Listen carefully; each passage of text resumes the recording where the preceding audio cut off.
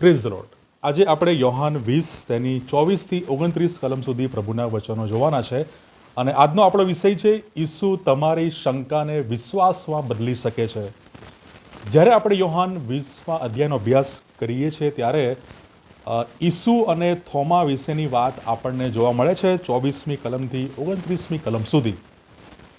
પ્રભુ ઈસુ ખ્રિસ્ત એ પુનરુત્થાન પામે છે અને ત્યારબાદ એ પોતાના શિષ્યોને એ દર્શન આપે છે. શિષ્યો એ યહૂદીઓના બીકથી ભયથી એ બંધ બારણા અંદર છે, તેમના દરવાજા એ બંધ છે, અને તેમ છતાં પણ પ્રભુ ઈસુ ખ્રિસ્ત તેમની વચમાં ઊભા રહે છે અને તમને શાંતિ થાવ, અને જેમ પિતાએ મને મોકલ્યો છે તેમ હું તમને મોકલું છું. અને પ્રભુ ઈસુ ખ્રિસ્ત તેમના પર પોતાનો શ્વાસ નાખે છે. એ બાબત આપણે યોહાન 20 તેની 19થી 23મી કલમમાં જોઈએ છે. પણ 24મી કલમથી 29મી કલમ સુધીમાં જે મુખ્ય પાત્ર છે અને એ તો છે થોમા. શિષ્યો એ થોમાને 25મી કલમમાં કહે છે, અમે પ્રભુને જોયા છે. એ શિષ્યો એ થોમાને કહે છે કે જ્યારે અમે એ બંધ બારણા અંદર હતા, અમારા બારણા બંધ હતા, તેમ છતાં પણ પ્રભુ ઈસુ ખ્રિસ્ત અંદર આવ્યા, તમને શાંતિ થાવ એવો આશીર્વાદ આપ્યો, તેમનો શ્વાસ અમારા પર નાખ્યો. એ બધી બાબત અને સાથે એમ પણ કહે છે કે અમે પ્રભુને જોયા છે. જ્યારે આટલું જ વાક્ય એ શિષ્યો બોલે છે, એ થોમાને કહે છે, અને તરત એ થોમા એનું વાત ત્યાં રજૂ કરે છે. અને એ તો એ પ્રમાણે છે, તેમના હાથમાં ખીલાઓના વેહ જોયા વિના તથા મારી આંગળી ખીલાઓના વેહમાં મૂક્યા વિના તથા તેમની કૂખમાં મારો હાથ મૂક્યા વિના હું વિશ્વાસ કરવાનો જ નથી.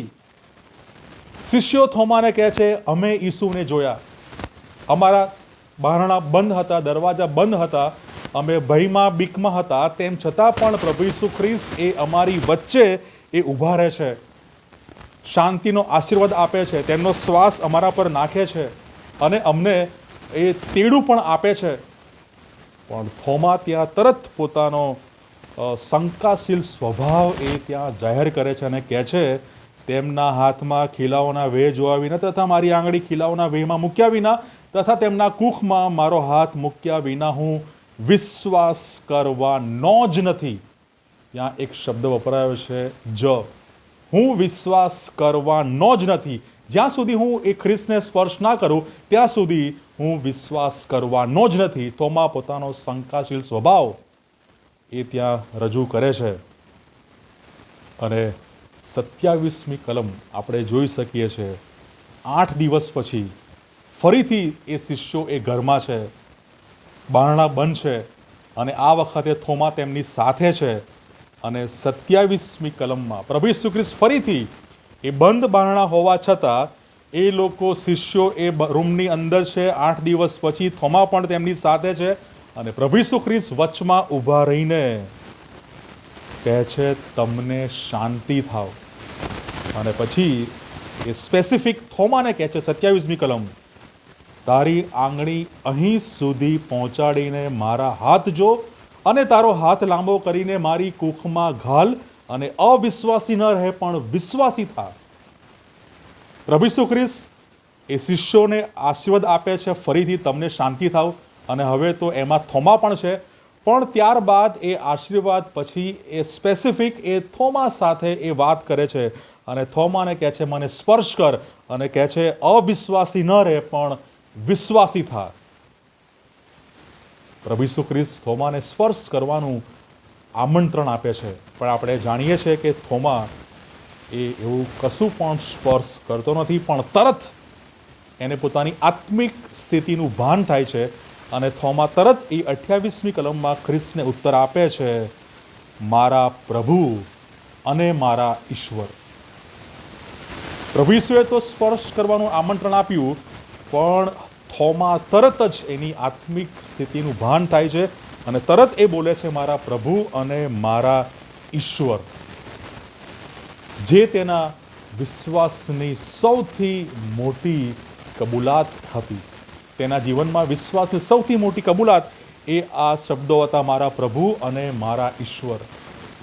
થોમા એ શંકા સાથે તેના જીવનમાં સંઘર્ષ કરી રહ્યો હતો. તેનો સ્વભાવ અને તેની પ્રકૃતિ એ દરેક બાબતોમાં શંકા, અને પ્રભુ ઈસુ ખ્રિસ્ત ઈશ્વર એ પોતે કહે છે તેમ છતાં પણ એ શંકાશીલ સ્વભાવનો એ સંઘર્ષ કરી રહ્યો હતો. શા માટે થોમાનો સ્વભાવ એ શંકાશીલ હતો? એના બે કારણો મુખ્ય આપણે જોઈ શકીએ છીએ. શા માટે થોમા એ ખ્રિસ્ત પર બાકીના શિષ્યોની જેમ એ વિશ્વાસ કરી ના શક્યો? એના મુખ્ય બે કારણો છે. સૌથી પહેલું કારણ, પ્રભુ ઈસુએ પોતાના શિષ્યોને પોતાના મરણ અને પુનરુત્થાન વિશે જે શિક્ષણ આપ્યું હતું, જે સમજ આપી હતી, જે ખુલાસો આપ્યો હતો, જે રહસ્ય પ્રગટ કર્યું હતું, થોમા તે સમજી શક્યો ન હતો. પ્રભુ ઈસુ ખ્રિસ્તે કહ્યું, હું મરણ પામીશ, ત્યારબાદ હું પુનરુત્થાન પામીશ, એ શિક્ષણ એ થોમા એ સમજી શક્યો ન હતો. એનું પહેલું કારણ. અને બીજું કારણ, જ્યારે યોહાન 20 તેની 19થી 23મી કલમમાં એ બધા શિષ્યો એ રૂમની અંદર છે, એ ઓરડાની અંદર છે, એ બધા શિષ્યો અંદર છે, પણ યોહાન 20 તેની 24મી કલમ કહે છે તે તેઓની સાથે નહોતો. થોમા જે દિદીમસ કહેવાય છે તે શિષ્યોની સાથે નહોતો. ઈસુ જ્યારે પ્રથમવાર પુનરુત્થાન બાદ એ શિષ્યોને દર્શન આપે છે, ત્યારે યોહાન 19 તેની 24મી કલમમાં આપણે જોઈ શકીએ છીએ કે એ થોમા એ શિષ્યોની સાથે નહોતો, એ સંગતમાં નહોતો. આ બે મુખ્ય કારણો છે એના શંકાશીલ સ્વભાવના. થોમા ઈશ્વરના વચનોને સમજવામાં એ નિષ્ફળ ગયો હતો, અને થોમા તે શિષ્યોની, વિશ્વાસીઓની સંગતમાં એ થોમા એ સમયે નહોતો. આ બે ભૂલ થોમાને શંકા તરફ એ દોરી જાય છે. જ્યારે આપણને પણ આપણા જીવનમાં ઈશ્વર અને ઈશ્વરની યોજનાઓ વિશે શંકા હોય, તો એવા સમયે ઈશ્વર આપણને દોષિત ઠરાવતા નથી, પણ તેના બદલે તે તેમના પવિત્ર આત્મા અને તેમના પવિત્ર વચનો અને વિશ્વાસીઓની સંગત દ્વારા તે આપણને ઉત્તેજન, હિંમત, બળ અને પ્રોત્સાહન પૂરું પાડે છે. પ્રભુ આ વચનો શીખવા, સમજવા આપણા દરેકની સહાય મદદ કરે. God bless.